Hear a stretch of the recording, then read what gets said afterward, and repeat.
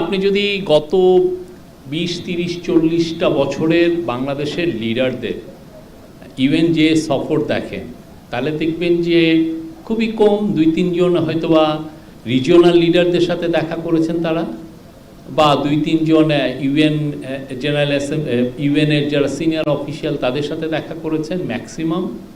তো এবার যেটা হয়েছে যে প্রফেসর ইউনূস 23 তারিখে রাতে ওইখানে ছিলেন, আমরা অ্যারাইভ করলাম 24, 25, 26, 27 এই 4 দিনে ওনার একটা, আমি বলবো অসম্ভব একটা প্যাকড একটা শিডিউল ছিল। অ্যারাউন্ড 50 মিটিং ছিল, এবং 50 মিটিংয়ের মধ্যে অ্যারাউন্ড 12টা হচ্ছে ওয়ার্ল্ডের টপ লিডারদের, যেমন ধরেন জো বাইডেন বা ইতালির প্রাইম মিনিস্টার বা ইউরোপিয়ান ইউনিয়নের প্রেসিডেন্ট বা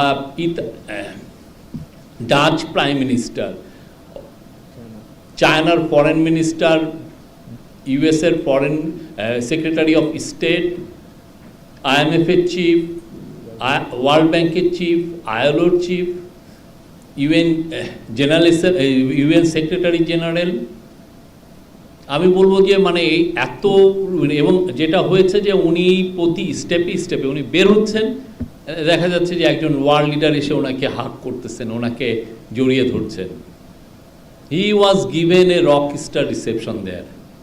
সবাই তার সাথে দেখা করতে চেয়েছেন, এবং যেইগুলো মূল যে এসেন্স ছিল সেটা, এটা হিস্টোরিক হওয়ার জন্য সবচেয়ে সবাই বলেছেন এই গভর্নমেন্টের সাথে, এই গভর্নমেন্টকে তারা সাপোর্ট করেন এবং এর সাথে তারা এই ইন্টারিম গভর্নমেন্টের সাথে তারা কাজ করতে ইচ্ছুক, খুবই এনথুসিয়াস্টিক। এটা আমি বলবো যে মানে বাংলাদেশের জন্য খুবই একটা পজিটিভ একটা মাইলস্টোন ছিল। ওয়ার্ল্ড লিডাররা একটা জিনিস বলেছেন যে তারা বাংলাদেশের যে রিফর্মটা হচ্ছে, যে রাষ্ট্র মেরামতের যে একটা বিশাল কাজ যে নেওয়া হয়েছে, তাকে তারা ফুল সমর্থন জানিয়েছেন।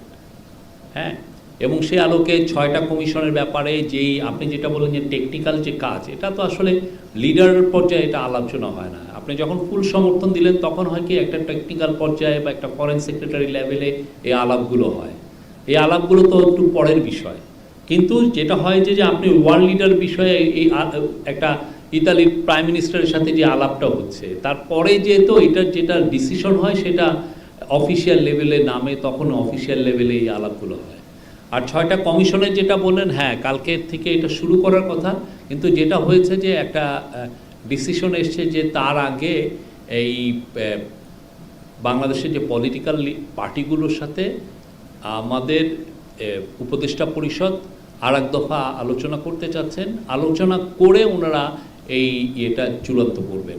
টেকনিক্যালি 6 জন কমিশনারে যখন নাম হয়ে গেছে, আমি বলতে পারি যে কমিশনের কাজ কিছুটা হলেও শুরু হয়েছে, কিন্তু যেটা হচ্ছে যে পুরো পলিটিক্যাল পার্টিরা তো এখানে একটা স্টেক হোল্ডার, তার সাথে একটু আলাপ হবে, হয়ে তাদের মতামতটা একটু চাওয়া হবে অনেক কিছুতে।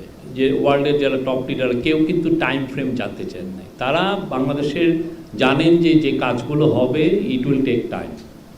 একটা কমিশন হলো, অনেকগুলো কমিশন, এটা তো ধরেন একটা কনস্টিটিউশনাল কমিশন বা ইলেকশনের উপরে যেটা একটা ইলেকশন রিফর্মের উপর যেটা commission, it will take time. তারা এটা জানেন, তাদের যেটা ছিল যে তারা ফুল সমর্থন জানিয়েছেন। মানে টাইম ফ্রেমটা জানান, আসলে টাইমটা নির্ভর করবে হচ্ছে যে কমিশনগুলোর যে রিপোর্ট, তারপরে যে পলিটিক্যাল কনসালটেশন, তারপরে যেহেতু টাইমের বিষয়টা আসে যে ইলেকশনটা কবে হবে, আর এটা ওই আলাপে হয় নাই। আর আপনি প্রথম কোশ্চেনটা ছিল হচ্ছে সেনাপ্রধান যেটা বলেছেন, আমার মনে হয় যে আপনারা রয়টার রিপোর্টটা একটু ভালো মতো দেখেন। রয়টারের রিপোর্টটা ইংরেজিতে কে কে পড়েছেন? ইংরেজি রিপোর্টে রয়টারের কিন্তু পুরো কোট আনকোটের মধ্যে কিছু নাই, প্যারাফ্রেজ করে ওরা একটা দিয়েছে, এবং ওই ইয়েটা যদি আপনি দেখেন ওদের 6th প্যারা এটা আছে, 6th প্যারা ওদের রিপোর্টটা, ওইখানে লাগছে ফলোয়িং দ্য রিফর্মস, তারপরে ওরা বলছে যে 18 মাস। হ্যাঁ, এখানে একটা ক্যাভিয়েট আছে। তো সেই জায়গাতে আমরা এখানে এটা 16 মাস না 18 মাস না 12 মাস না 6 মাস, এটা আসলে ডিসাইড করবে বাংলাদেশের জনগণ। ঠিক আছে, যে বাংলাদেশের জনগণ, এবং যেই কমিশনগুলো করা হলো এটা খুবই তো একটা বড় রাষ্ট্র মেরামতের একটা কাজ। এই কমিশনের রিপোর্ট নিয়ে পলিটিক্যাল কনসালটেশন, এবং এই কনসালটেশনের পরে বাংলাদেশের জনগণ, বাংলাদেশের সোসাইটি, বাংলাদেশের সমস্ত স্টেক হোল্ডার যখন ডিসাইড করবেন যে না আমরা এই বিষয়ে ঐক্যমত্যে পৌঁছেছি, তখন আপনি ইলেকশনের একটা হবে। এটা কবে হবে? এটা কি 16 মাস পরে হবে, নাকি 12 মাস পরে হবে, না 8 মাস পরে? এটা আসলে এখনই নির্ধারিত করা যাচ্ছে না। আর আমার মনে হয় যে সেনাপ্রধান এখানে অপিনিয়ন দিয়েছিলেন। এই আলোচনাটা খুব কুইক হবে, এটুকু আমি বলতে পারি। আলোচনাটা হওয়ার পরেই দেখবেন যে কমিশনের কাজগুলো শুরু হচ্ছে। উনি খুবই এক কথার মানুষ, উনি যেটা কথা বলেন সেটা উনি রাখেন। হ্যাঁ, আমি ওনাকে এই 50 দিন ওনার সাথে কাজ করছি।